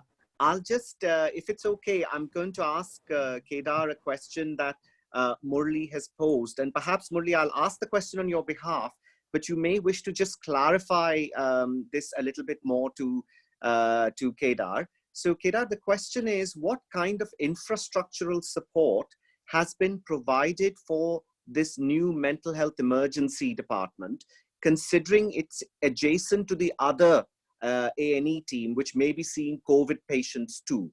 So I just wondered, Murli, would you like to just clarify it a bit more? Yeah, thanks, Adi. I think that you read the question right. So what kind of precautions, I mean, is some kind of COVID screening being done before the patient is referred to the mental health specialist? One, what kind of personal protective equipment is the mental health emergency service team using? And does it have any kind of an impact in their interaction with the patients who may see mental health specialists wearing a full PPE kit and sitting in the emergency services? So these are very specific to psychiatry, aren't they? So I thought, no, the reason why I asked is we also have this facility, but we are not admitting COVID patients yet. Whereas since Kedar has this experience, his knowledge could help us too. So that's the reason for asking the question. Thanks, Murli, for that question. Yeah, I think people who are expected to be seen within a 2-meter distance, staff will be wearing the full PPE kit in that instance. Whether they are COVID or non-COVID, it doesn't matter, because they will be wearing their face mask, visor, or a goggle or something like that, and an apron. So that's the kind of kit that they would be wearing while seeing these patients. Now, these patients will not go into the A&E at all, into the accident. And they may go to the reception area, but from the reception, if it is mental health related, they are diverted into another area, which is the mental health emergency department, which has now been created, rather than going into the accident and emergency area where previously clinicians, both nurses and psychiatrists, used to go into that area and see patients in those emergency beds. So that's what we've kind of done, separated that so that they don't have to experience that additional risk, let's put it that way. In terms of inpatients, so when patients are admitted, they're immediately screened for COVID, and they're isolated until the results come. So whether they're positive or negative, any new admission is isolated from other patients. Fortunately, most of our hospital beds are individual rooms anyway, with en-suite facilities. So it doesn't have that much of an impact in terms of beds as compared to some of the beds that we might have in other countries, I would say, where we may have beds placed side by side. So it's quite different, but they won't be allowed to come into the common areas, common lounge areas, kitchen areas, and things like that when they're isolating. So they have kind of 24/7 observations on them and isolation as well. So that's how that's done. And once the result is available, then, and if there are no symptoms either, then they'll be released out of that isolation. Thank you, Kedar. That's helpful. Arun, yeah, please. Quick question, like, are you guys, like Kedar said that, people are using PPE to examine patient.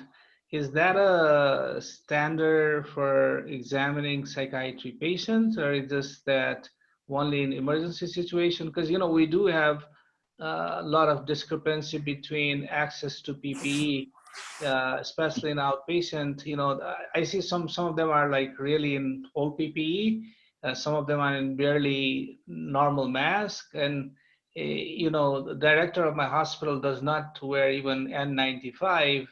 And his reasoning is, if I wear N95, I have to make sure that I provide N95 to everyone. So, so what's the standard, especially in psychiatry interaction or a consult? Yeah. So if we are having any face-to-face interactions, and this is likely to involve any physical examination, then they will be wearing full PPE. So when we arrange the face-to-face consultation, we first check with them over the telephone. Are they experiencing any symptoms? If yes, can we do it virtually? If not, then if they require a face-to-face, so we have to screen that as well. So that's all triage. And if a face-to-face is agreed, then we'll ensure that the rooms are such that they can have more than 2-meter distance between the clinician and the patient. If patients are quite unwell and you feel no, that's less likely to happen, that 2-meter distance may not be maintained, they may stand up, they may move about, all that, then they would be advised to wear the full PPE. Otherwise, not. Only there, how is it like in Niemann's? Because, I have seen some of the issues in our clinic and OPDs, outpatient department. And also there have been incidents where, there is one particular district where there are a higher number of cases. So some of the hospitals have refused to take patients from that area. And what people have done is some of the patients, because they need to go to hospital, they're lying and saying that their address is different than where they are from because they have been stigmatized and not being seen. So, it's very hard in that sense. So how is it in India? Yeah, in NIMHANS, thanks, Dr. Arun, for asking that question. And quite similar to what Kedar had mentioned. See, we actually have a mental health emergency service that's been running for more than 30 to 40 years now. So we only had to do some kind of structural modification to it. We are not sending back anybody or refusing to see anyone.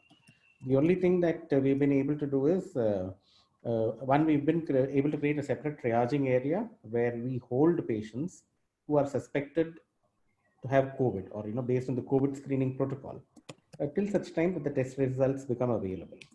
And then if they require admission, we shift them to the ward once they're COVID negative. If they're COVID positive, then once we've given the initial treatment for the psychiatric emergency, we can refer them to a designated COVID hospital, which is about 3 kilometers from NIMHANS, where they will admit this patient and continue to provide psychiatric care. So what we've done is we've been able to provide whatever PPE that the psychiatry emergency services team has requested. Of course, the key issue is how long can somebody be in the PPE? So we've had to revamp duty hours. You can't have 12 hours and 24 hours duty anymore. So I think people have to wear it for 4 hours. We've had to do extensive training for people in donning and doffing and disposal of PPEs. So a lot of those educational and administrative steps had to be taken. I think there is some proposal to create a separate entry and exit for suspected COVID patients. So we've revamped the casualty. We've actually taken up some of the other wards into the emergency services so that the COVID zero patients can be kept separately, and those suspected of having COVID can be held separately till the test is done and they can be admitted. So we are able to do the COVID testing for all patients who require inpatient care. So that kind of makes it probably not as necessary for us to physically segregate these patients after they get admitted. So they can go into the same ward, and the precautions will be universal. Like we said, minimal contact between doctor and patient, physical distancing. We are also trying to ensure that the time spent by the doctor with the patient is minimized as much as possible. A lot of emergency care is provided. We're trying not to have inpatient psychotherapy as much as possible. So some of these... my concern is not all the public hospitals have access to testing. Yes. Immense is a bigger center, but like in a community, because the place where I work we don't have a facility to test everyone. Yes. So it's really a challenge between trying to get a PPE for everyone, or say accept that these are psych patients, they don't have a fever, and we go and see them. So how do they do in community where they don't have access to testing right away? In the community, they've tried to provide the N95 or the triple layer surgical mask for all the people who are working in the community. N95 mask preferably. Gloves are being provided, and I think where possible, face shields are also being provided. But beyond that, I don't think the community centers have access to the kind of infrastructure or PPE kits that NIMHANS has. And I agree. I take your point. Yeah. It's been difficult, yes. I think, Arun, you to talk about it's a difficult challenge. I'm sure Kedar will agree, and those of us working in the UK, that PPE has been a huge problem across the UK. Our trust, I'll let Kedar answer. Our trust has done quite well. Kedar, would you like to come in at that point? Yeah, I mean, the stocks of PPE, there's a daily stock take within each area of the trust, and then that is sent up through central schemes, central mechanisms. So in terms of the total stocks that the trust would have at a given point of time would be for about 4 to 5 days. So just under a week, that's the total stock we would have. But we have regular deliveries coming from the center from across the country. They keep delivering every few days, depending on what our usage statistics is and what our anticipated usage is for the next week or so. And that's how we are getting it. So we don't have large stockpiles of PPE. They're quite limited in that sense, but enough for the next few days. That's how it's happening within here. And there are daily stock takes, as I said, and we have a gold command center that has been established where the senior leadership team is involved in making decisions, and then we have those meetings happen daily, although they have now been stepped down to alternate days.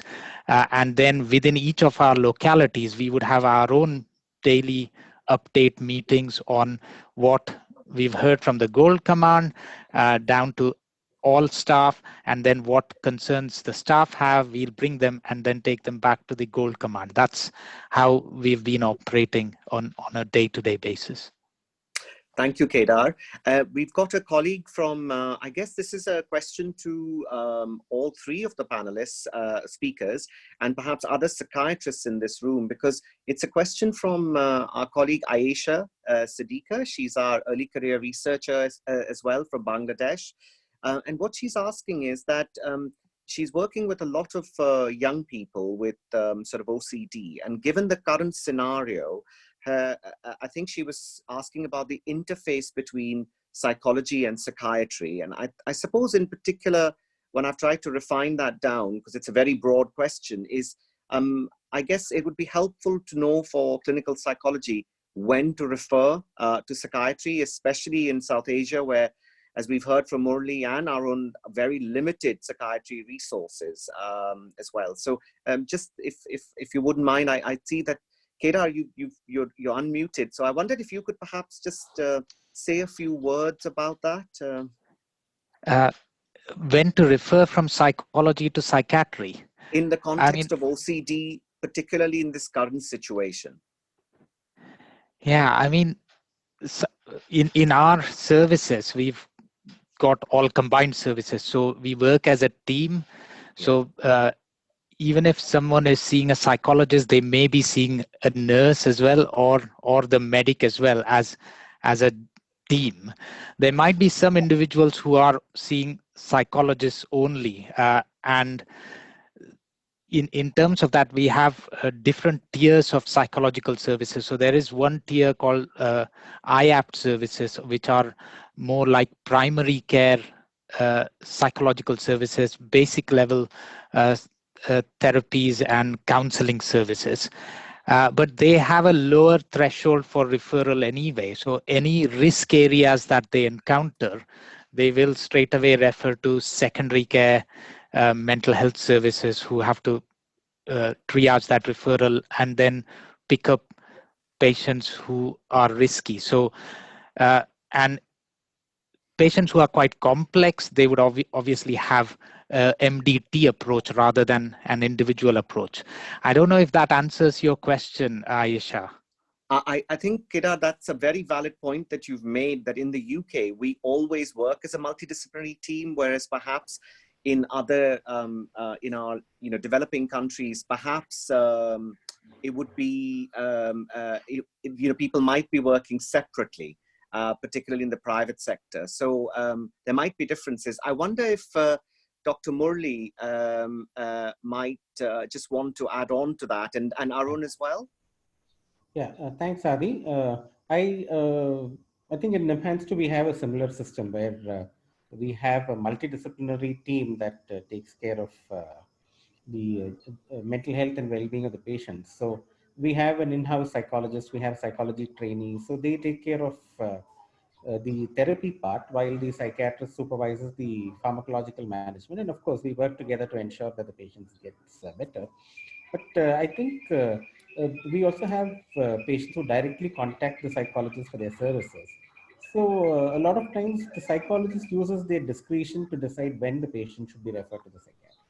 It could be a person with depression, and if they report feeling suicidal, in the last few days, the psychologist takes the call to refer them to the psychiatrist. Or if the psychologist feels that the patient may benefit from a period of inpatient care, then I think we've left it to the discretion of the psychologist as to when they would want to refer the patient to the psychiatrist.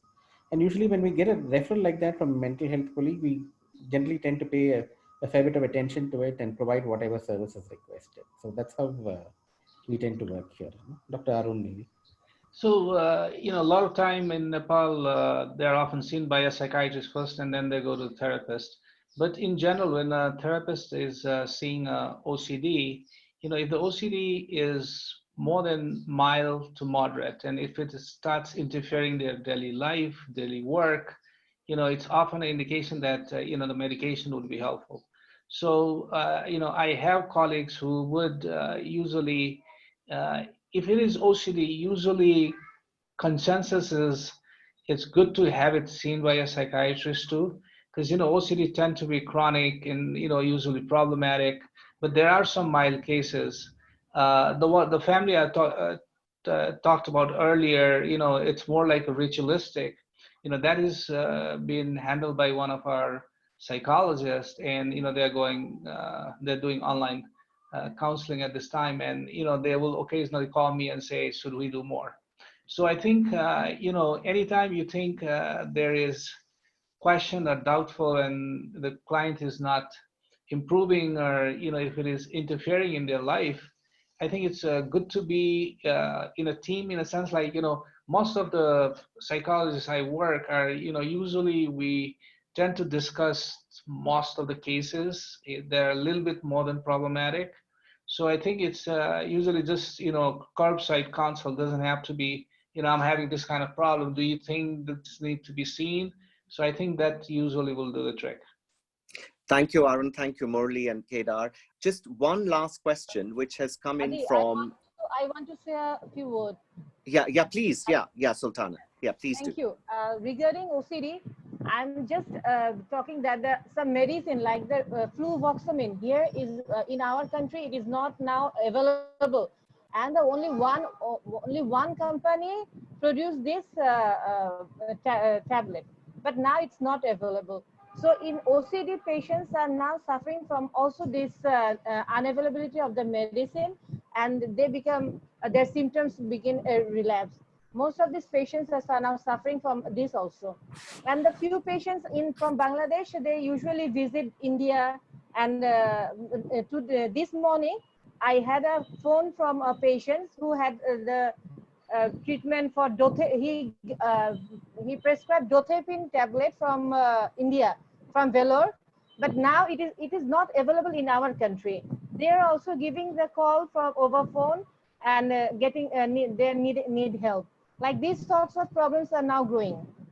Okay. The medicine is also a problem. Okay, thank you. Thank you so much for that. I think it's really important, at some point we should probably have a webinar on, when medications run in short supply, what do we do? We've had some issues with supply in the UK for some SSRIs, but it's been short supply, but never actually stopped. Just the last question for today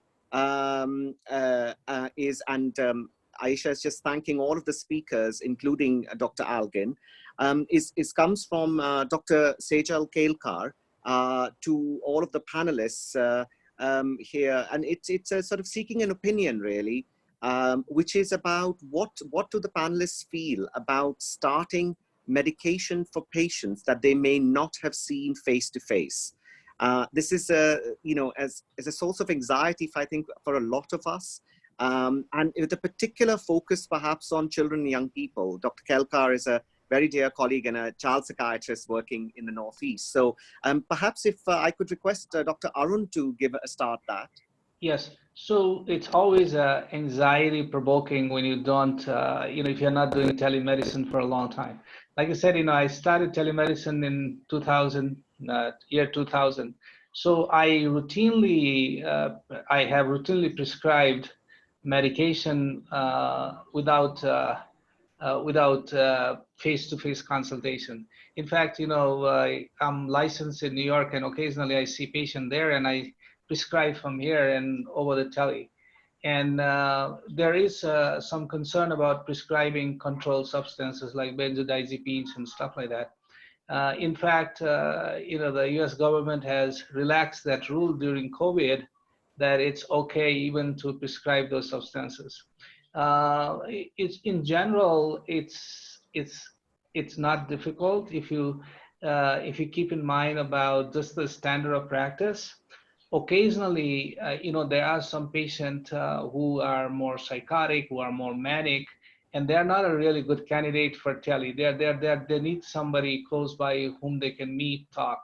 So, if you can filter really high acuity patient, most of the, mild to moderate, even severe depression without psychosis, suicidal, I see a lot of ADHD kids who I have prescribed, even children who are autistic with behavioral issues and hyperactivity.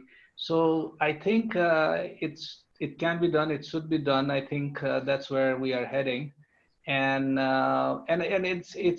it's growing very widely, and a lot of people, like millions of people, are doing it now. So.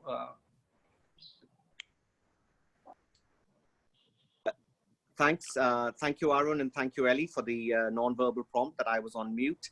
I would just add one little thing that certainly for the UK, we need to be careful in terms of medical legal indemnity as well. Bear that in mind, of course, just to add. And we've been involved in producing some draft guidance that the Royal College of Psychiatrists is just about to put out about prescribing psychotropics for children and young people during COVID. So there is an excellent freely available section on the Royal College of Psychiatrists website on COVID, on various aspects of COVID, which is, as I said, freely available. And there's going to be a section soon on prescribing, especially for children and young people.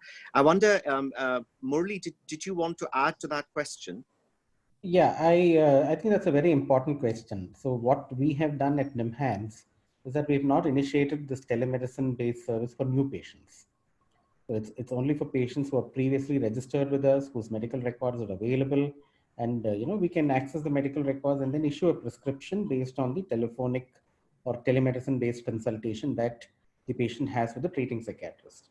Like Adi said, we are also concerned about the possible implications that prescribing for a new patient could have. So that's the reason why we haven't. We are trying to initiate a telemedicine-based screening rather than treatment, where one of the doctors can actually talk to somebody and then see whether the patient needs to come to NIMHANS immediately or whether they can be connected with a nearby psychiatrist. So it's more like a screening procedure where prescription is not involved. Again, my personal opinion about tele-psychiatry for new patients is that we should do it with a lot of caution, simply because I don't want this opinion to be perpetuated that a psychiatrist is not a medical doctor and can prescribe without actually examining the patient. We have to be cautious also about the kind of impression that we create about clinical psychiatry amongst patients and medical professionals too. So I think it has to be used with discretion, but Dr. Arun has a lot more experience in this service than what we have. But we are trying to open it out gradually to patients. What we are trying to do is to see if we can liaise with a more local psychiatrist to telemedicine. Like, for example, if I have a patient who's on a high dose of an antipsychotic, I should be able to examine if he has EPS or extrapyramidal side effects or movement disorders before I reissue my prescription. The best way to do it is to liaise with a nearby psychiatrist who can examine the patient, and then, or a general care practitioner who can do that examination for me and let me know that, okay, this examination has been done, he does not seem to have, and then I can issue the prescription safely or recommend that this prescription be issued. So these are 2 or 3 intermediary steps that we are planning in order to make telemedicine available to new patients. So that's my take on it. Thanks, Adi. Thanks, Dr. Murli. Thank you so much. And Kedar, I wonder, did you want to add to that? Yeah. Thanks, Adi, and thanks, Sejal, for that very important question. There are 2 aspects here. One is the current crisis situation and telemedicine outside of this crisis. If it is outside of this crisis, I would follow the guidance that Murli has described there, where we need to be able to first assess the patient face to face, at least the first time round, and decide whether they're suitable for future online consultations or telephonic consultations and things like that. And some of them will be, some of them may not be. So that'll be an assessment you would carry out and decide then. And of course, there'll be some patient choice issues there as well. So some patients may prefer to do it online. There might be travel related issues. There are other benefits as well, where you would have some economic savings, both for the psychiatrist who otherwise had to do a home visit, for example, but you're able to do it telephonically, or the patient attending and they save some money for their travel as well. So there are a few other issues to look at. But during this crisis situation, we wouldn't want patients to be left without medication or advice or guidance if they were unable to make it for various reasons. So they should not be disadvantaged, I would say, just because we are anxious about how this goes. So in that situation, if they're prepared to come for a video consultation, I think that would be a preferred option than telephonic consultation. But if telephone is the only available option, I would still go ahead and do that and offer some medication if that's going to help them. So it really is weighing those risks, issues, advantages, disadvantages in the balance and making that decision. We do have an ethical forum now set up, and a week or so ago, there was a presentation on online consultations and the ethics of using that within psychiatry. And our own trust is looking at developing some guidance for clinicians on how to go about it, so to make it a bit more easier for clinicians to do it rather than leaving it to individual clinicians to interpret how to do it. So if we have something coming out soon, we'll let you know. Thanks. So quick to add is, there are studies, they have already validated that it can be done. And also in a lot of countries, the healthcare system are reimbursing doctors for seeing patients through a tele video for prescribing and even doing a new evaluation. So this is already accepted in some countries, but when we are doing new things, like I said, I've been trying to tell my colleagues in Nepal for us so many years to try it out, and everybody is very skeptic. And suddenly now, I think with this COVID and everybody is using Zoom, I think hopefully it'll definitely pick it up. Thank you all. And Sejal, thanks everybody for the advice. Just before I proceed to kind of wind down the webinar, I just wanted to remind everybody there are probably just about 10 spaces left for the webinar on Friday, which is 11 a.m. to 1 p.m., which is on difficult to treat depression, particularly in the time of COVID. So I think issues around ECT will certainly come up there. It is across the lifespan. We have a delightful panel of speakers. Professor Hamish McAllister-Williams from the northeast of England, Dr. Murli from NIMHANS, and Dr. Madhu, who you all heard from today from Sri Lanka. I will also be present on the day, but not be presenting. So if there are any child-focused questions, happy to contribute in the panel discussion. And then we probably have no spaces left, but do contact Catherine, because our last webinar for May, which is on the 20th of May, is on intolerance of uncertainty. And we have Professor Jackie Rogers from northeast of England and Professor Shekhar Seshadri from NIMHANS presenting on that. That's been heavily subscribed, and so do contact. If anybody would like a certificate of attendance for their CPD or CME, subject to their own peer group approval, please contact Catherine Parker, who you contacted via email, to register, and we can issue you a certificate. Please remember, it's subject to your peer group agreeing that, and that might vary in different countries. I think all that remains for me to say is a profuse thanks for all of the time that Dr. Kedar, Dr. Arun, and Dr. Murli have contributed. Thank you to all of the for all of you contributing. We've had up to 37 people today as a maximum during our this webinar.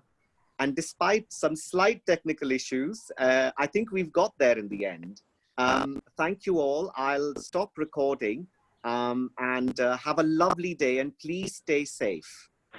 Thank you, Adi. Bye-bye. Thanks all. Thank you. Bye-bye.